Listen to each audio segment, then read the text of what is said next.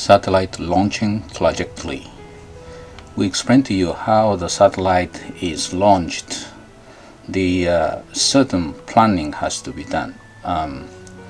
First of all, the basic stuff is the Earth is spinning and we are all moving initially. Okay, so depend on latitude. Florida, the space center is 27 degrees.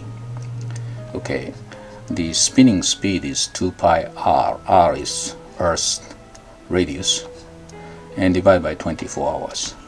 So it's a 410 meter per second. It's about a little bit over Mach 1. So everybody's spinning at this speed, whatever on the surface. And initial speed is faster when you go to the equator. So you have an advantage of launching satellite from the equator, and that's why everybody try to go to south as much as possible to launch the satellite. If you launch from like a Norway or Sweden, then initial speed is so small that you need more fuel to launch the satellite. Okay, and now in order to get onto the orbit, what do you mean by getting onto the orbit? That means you feel zero gravity condition. Means that's called escape velocity. You go certain speed, then this is kinetic energy, this potential energy, it's balanced out. This is the condition.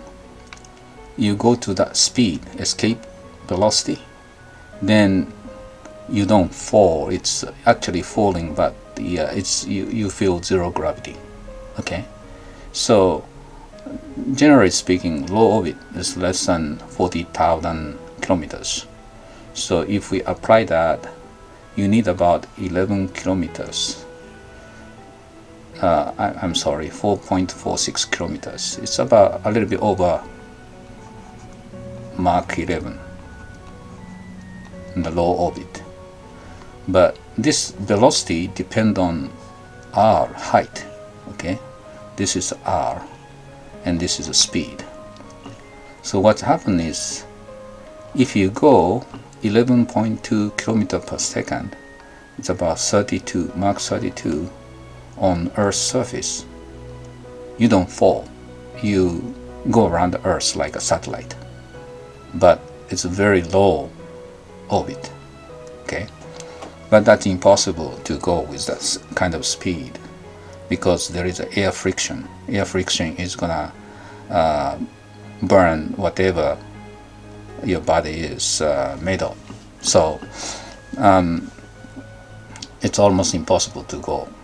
The important thing is the escape velocity is a function of speed, the height, and this height determines the escape velocity.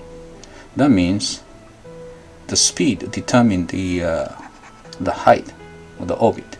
Okay, so that's the planning they do before they launch. What is the height it's going to be? Once they know the height, then they know how much to accelerate. The rocket, multiple rocket engines gonna keep accelerating until it's reached to that speed. Then you get onto this satellite orbit. Now, the first man in the space is a Russian, Yuri Gagarin, in 1961. He made a full circle and he talked about sensation of floating. So he was in the orbit, and sensation of floating, like zero gravity, that time people didn't know what's happened. If you go to space, it's become zero gravity, and what it's like. He talked about that, and this was big news in the media because people had no idea what the sensation of floating zero gravity.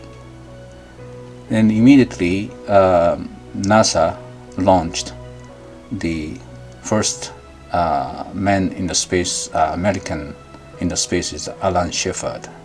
Same year, he left Florida and dipped into the Atlantic Ocean, only a few hundred miles away, and he thought it was failure because no sensation of floating. Okay, but regardless, the government treat him like successful. They needed propaganda, so they made it like a success story, and he became the first man in the space. He may reach to the near space, but he didn't have this sensation of floating. That means he didn't go fast enough for the height of the orbit. The recent Chinese launch failed. I think it didn't get onto the pre-planned orbit. So what happened is they corrected orbit by increasing speed. So nowadays satellite has an engine, and that engine can increase the speed. When you increase the speed, see, this is the speed.